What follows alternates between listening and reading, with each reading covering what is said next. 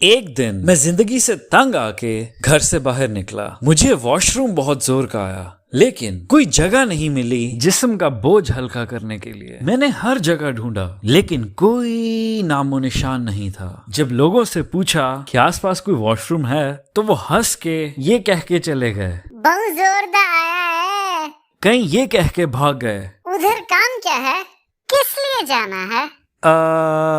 तुम्हारी अम्मी का नंबर वॉशरूम की दीवार पे लिखने के लिए। तंग आके मैंने फोन निकाला और गूगल मैप्स ओपन किया। आगे देखता क्या हूँ कि जगह का नाम लिखा आता है बहरिया इंटेलेक्चुअल विलेज, जिसको देख के मेरे डाइजेस्टिव सिस्टम की वहीं बस हो गई।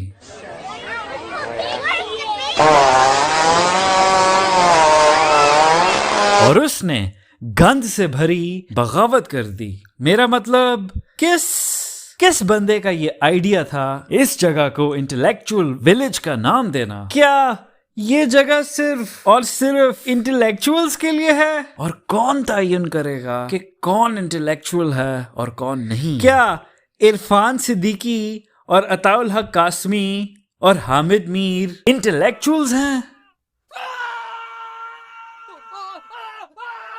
अगर हैं तो मार्गला की पहाड़ियों में लोगों पे हमले करने वाला बंदर, उनके हाथ से मूंगफलियां छीन के भागने वाला बंदर भी इंटेलेक्चुअल है। किसी पुल के नीचे आइस का नशा करने वाला, जिसकी बाजू में हेरोइन का नीडल लगा हुआ है, जो इस टाइम लड़खड़ा के चल रहा है, कोई होश नहीं दुनिया में क्या चल रहा है, ये भी इंटेलेक्चुअल है। अगर इंटेलेक्चुअल की डेफिनेशन उन लोगों की है जिन्होंने अपने इल्मी शोबे में, जैसे फिजिक्स, अदब, जेनेटिक इंजीनियरिंग या आर्टिफिशियल इंटेलिजेंस, आला मर्तबा हासिल किया, और ये वो जगह है जो सिर्फ इन्हीं लोगों के लिए बनाई गई है, जहाँ सिर्फ यही लोग रह सकते हैं। तो ये तो मसला है। इतनी एक्सक्लूसिव जगह, इतनी एक्सक्लूडिंग जगह, तो इस जगह पे रहने वाले लोगों के जहनों को करप्ट कर देगी। उन्हें लगेगा कि वो आसमान से आई हुई स्पेशल मखलूक हैं। इस जगह पे रहने वाले लोग तो हम जैसों को इंसान नहीं समझेंगे। इनके बच्चे हमें ऐसे देखेंगे जैसे कोई वेस्ट से उठा हुआ बंदा किसी जजीरे में रहने वाले कबीले के उन लोगों को देखता है जो नंगे घूमते हैं और तीर और कमान से शिकार करते हैं, जिन पर अब तक टेक्नोलॉजी या सिविलाइज्ड सोसाइटी का साया नहीं पड़ा। इंटेलेक्ट या जहानत की बेस पे तो नहीं, लेकिन दौलत और वसाइल की बेस पे हम कोई ऐसा ही माशरा बना रहे हैं। पाकिस्तान में दौलत का रुख सिर्फ एक छोटे से तबके की जानिब बढ़ रहा है और मेजॉरिटी के हाथ से निकल रहा है। इससे कई माशरती मसाइल, जिनमें जराइम सरे फहरिस्त हैं, बढ़ रहे हैं। अमीर एलीट तबका एक शेल्टर्ड एग्जिस्टेंस गुजार रहा है, एक बबल में रह रहा है। ये तबका मजमूई तौर पे महफूज हाउसिंग सोसाइटी से निकल के अपने महफूज और एक्सक्लूसिव गोल्फ क्लब्स और कॉफी हाउसेस और होटल्स में जाता है। इसको ना पता है ना फर्क पड़ता है इस बात से कि एक गरीब या एक मिडिल क्लास बंदा इस टाइम किस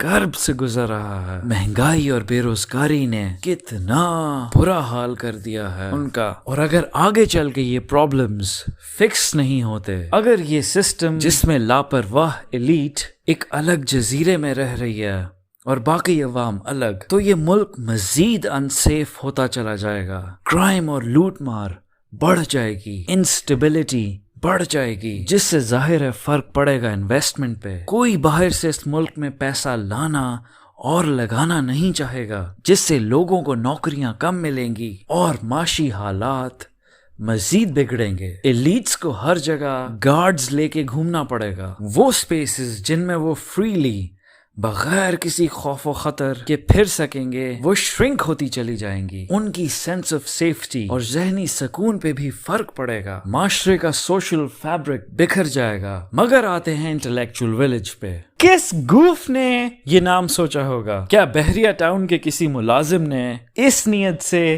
कि मलिक रियाज उसकी तनख्वाह बढ़ा देगा कहा होगा, सर तुसी इंटेलेक्चुअल हो, जैसे आपने बहरिया टाउन को एक कैश काउ में कन्वर्ट कर दिया, इसको पैसे बनाने की मशीन बना दिया, तो ये बात साबित करती है कि आप अगर एक इंटेलेक्चुअल नहीं तो फिर क्या हैं? मैं वही बंदर हूँ बाय द वे, जो मार्गला की पहाड़ियों पे पहले फिरता था, जिसे आपने पकड़ के इधर मार्केटिंग डिपार्टमेंट में बिठा दिया। ये बाल जरा आगे करना, मुझे जूं चेक करनी है, बहुत भूख लगी है, काफी दिनों से किसी ने कुछ दिया नहीं खाने को। जिसको सुन के हाउसिंग सोसाइटी के फिल्थी रिच टाइकून ने सोचा होगा, बात तो सही कह रहा है, मेरा मार्केटिंग का एम्प्लॉई और पार्ट टाइम करतब दिखाने वाला। और ये नाम इंटेलेक्चुअल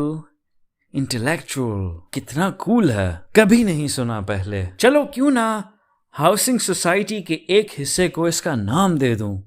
मेरा मतलब इतना प्रिटेंशियस, इतना टैकी, इतना अजीब नाम मैंने अपनी जिंदगी में नहीं सुना किसी जगह का। अगर कोई कूल, स्लिक और अच्छा सा नाम ही रखना था तो लाल कुर्ती क्यों नहीं रख लिया।